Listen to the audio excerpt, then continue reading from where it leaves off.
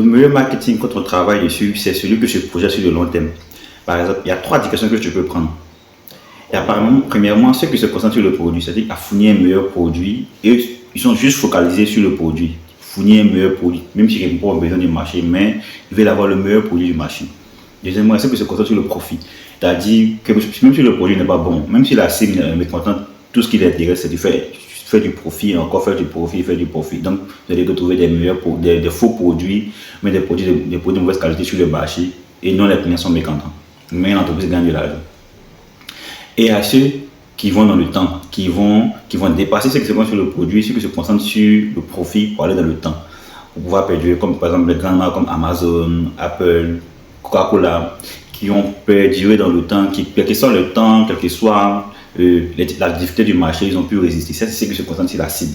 Okay? Ceux qui se concentrent sur l'esprit du prospect. Parce qu'en réalité, l'objectif principal du marketing, c'est de pouvoir établir des stratégies pour pouvoir prendre possession, pour pouvoir prendre place dans l'esprit du client.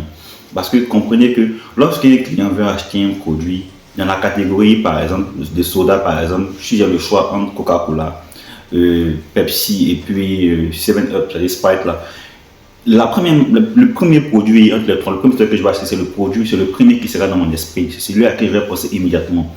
C'est pour ça qu'on établit des stratégies à long terme, on fait de la communication, on fait de la publicité, on fait des ventes pour occuper la première place dans l'esprit du client. Parce que je veux que ce client pense à moi lorsqu'il a envie de se rafraîchir, lorsqu'il a envie de boire un soda. C'est à moi que tu dois penser. Donc je communique de façon intense pour qu'il puisse me voir en permanence, pour que je puisse rester gravé dans son esprit. Parce que demain, il a envie d'acheter tel produit, tel soda. C'est à mon Coca-Cola qui pense. C'est la stratégie de base. C'est pour ça que les grandes marques déploient beaucoup de moyens, mettent beaucoup d'efforts à communiquer en permanence pour qu'on puisse toujours les voir. Mais tu n'as pas besoin d'être une grande marque aussi pour pouvoir communiquer comme ça. Tel que tu fais avec les moyens que tu as là, tu dois faire la même chose, mais avec ton objectif bien précis. Rester présent dans l'esprit du prospect, être le premier dans l'esprit du prospect, être le premier à qui le prospect va penser lorsqu'il a besoin de tel produit dans telle catégorie.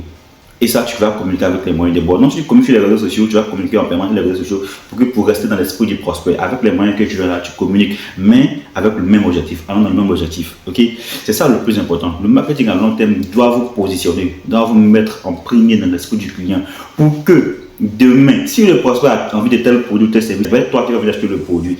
C'est très très important. En fait, l'essentiel même du marketing là, c'est ça.